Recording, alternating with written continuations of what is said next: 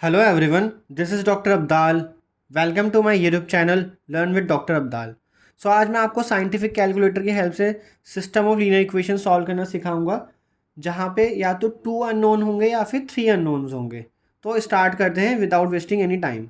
तो सबसे पहले हमें इसको ऑन कर लेना है और उसके बाद सबसे पहले जब भी आप कैलकुलेटर यूज़ कर रहे हो तो उसमें आपको सब कुछ पहले बैकग्राउंड में जितना भी आपने पहले कैलकुलेशन करी उसको क्लियर कर लेना है। तो उसके लिए आपने क्या करना है, यहाँ पे आपको डिफरेंट डिफरेंट कलर दिखाई दे रहे होंगे। एक तो येलो, देन आपका पिंक एंड वाइट, तो ये और ग्रीन भी है, बट हमारा इंटरेस्ट अभी फ़िलहाल येलो कलर में है। मैं आपको बता दूँ कि वो कैसे यूज़ करते हैं, क्योंकि यहाँ पे क्लियर जो है वो येलो कलर का है। तो येलो कलर को पिक करने के लिए आपको शिफ्ट को प्रेस करना पड़ेगा। क्यों? क्योंकि शिफ्ट का कलर भी येलो है।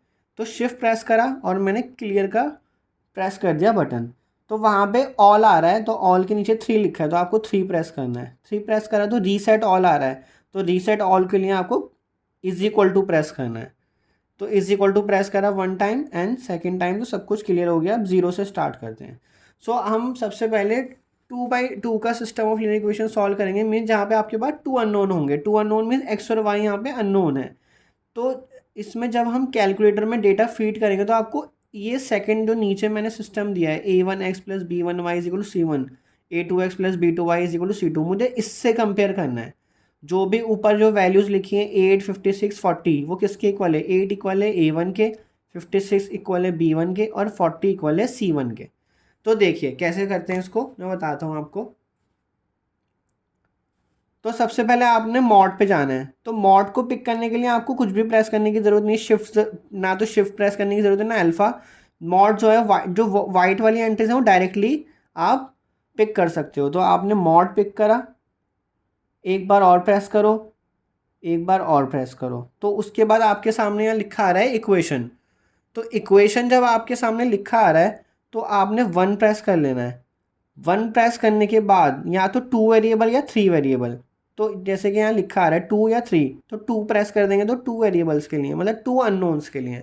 तो A1, जैसा कि मैंने आपको बताया था कि A1 जो है वो 8 को रिप्रेजेंट कर रहा है, B1 56 को करेगा और C1 40 को करेगा। तो इस तरह से वो वैल्यू पूछता जाएगा, आपको वैसे वैल्यू देते रहने, आप उसकी वैल्यू देते रहोगे। तो A1 की वैल्यू क्या हो जाएगी?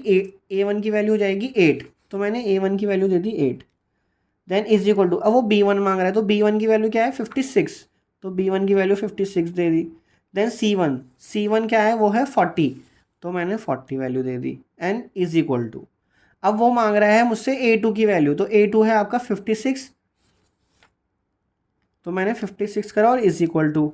देन B2 की वैल्यू हो जाएगी 524, 524, then is equal to. Then C2 हो जाएगा आपका 364, that is 364, and then press is equal to. तो इज इक्वल टू करके वो आपको x की वैल्यू दे रहा है। तो x की वैल्यू क्या निकल के आ रही है? x की वैल्यू आ रही है 0.54।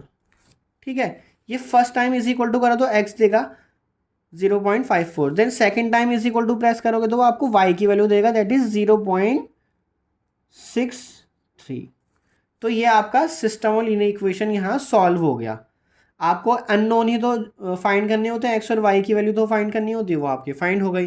तो अब हम नेक्स्ट सीखेंगे इसमें 3/3 का सिस्टम ऑफ लीनियर इक्वेशन कैसे सॉल्व होता है। तो अब हम क्या करेंगे, इसको सबसे पहले रीसेट कर लेंगे। तो रीसेट करने के लिए हमने क्या करा, शिफ्ट प्रेस करा, देन क्लियर येलो से लिखा है इसलिए हमने शिफ्ट प्रेस करा था, तो क्लियर प्रेस करो। क्लियर प्रेस करने के बाद आपने ऑल के नीचे 3 लिखा है तो 3 प्रेस करो, एंड रीसेट करने के लिए आप इज इक्वल टू प्रेस करो और उसको एक बार और प्रेस कर दो।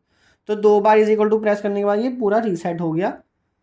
अब हम 3/3 का सिस्टम लीनियर इक्वेशन सॉल्व करेंगे। तो ये आपके स्क्रीन पर है सिस्टम 3/3 का, जिसमें मतलब 3 अननोन्स हैं। 3/3 का मतलब मैं थ्री अननोन्स को कॉरेस्पॉन्डिंग में बोल रहा हूँ। तो हमने सबसे पहले इसकी वैल्यूज़ देनी है A1, B1, C1 and D1। तो A1 क्या होगा? 10। तो उसके लिए तो सबसे पहले आपको मॉड पे जाना है। मॉड 1 टाइम प्रेस करा, 2 टाइम प्रेस करा एंड 3 टाइम प्रेस करा, फिर आ गया इक्वेशन। इक्वेशन को उठाने के लिए 1 प्रेस करोगे, तो 1 प्रेस करा। अब यहाँ पे अननोन 3 चाहिए आपको, तो 3 प्रेस कर दिया। तो A1 मांग रहा है अब, तो A1 यहाँ पे क्या होगा? 10 is equal to. Then B1 क्या होगा? 35 is equal to. Then C1 किसको करस्पॉन्डिंग कर रहा है, करस्पॉन्डिंग में है 157 के, तो 157 is equal to, then D1 का मतलब राइट हैंड साइड, तो वो हो गया 95। अब वो मांग रहा है A2, मतलब सेकंड रो में आ जाओ, अब 35 से स्टार्ट हो जाएगा, अब A2 is 35। Then B2 will be 157, मतलब हम कोफिशिएंट दे रहे हैं यहाँ पे एक्स वाई जेड के, 157। C2 क्या हो जाएगा 827 इज इक्वल टू D2 मतलब राइट हैंड साइड, तो हो जाएगा 384 इज इक्वल टू, अगेन करा तो हमने अब थर्ड रो लेनी है, थर्ड रो मतलब 157 से स्टार्ट करोगे आप, 157 जो है वो एक्स का कोफिशिएंट है 157। देन B3 किसको कॉरेस्पॉन्ड कर रहा है, B3 कॉरेस्पॉन्ड कर रहा है 827 को, 827। Then C3 is 4789 is equal to, and D3 is 1870, ठीक है ना, D3 आपका right hand side 1870 is equal to, तो आपका x आ रहा है सबसे पहले -0.56, फिर एक बार इज इक्वल टू प्रेस करो तो y की वैल्यू आ रही है 4.61 एंड z की वैल्यू क्या आ रही है -0.38। तो अगर आप कोई वैल्यू मिस कर जाओ, आपने गलत लिख लिया, तो आप यहाँ ये ऊपर एरो का सिंबल दे रखा है, कॉपी लिखा है ना, इसके ऊपर वाले जो मतलब अपर डायरेक्शन में जो आपको एरो दे रखा है उसको प्रेस करो तो y की वैल्यू आ गई 4.6 एंड x की वैल्यू आ गई -0.56। तो नीचे वाला अगर एरो प्रेस करोगे तो फिर से y पे चले जाओगे, फिर से z पे चले जाओगे। तो आई होप आपको ये वीडियो समझ आई होगी कि सिस्टम ऑफ लीनियर इक्वेशन को कैलकुलेटर की हेल्प से कैसे सॉल्व करते हैं। तो ये आपको पेपर में बहुत ज़्यादा टाइम सेव करेगा। तो फिर मिलेंगे नेक्स्ट वीडियो में। Thank you so much.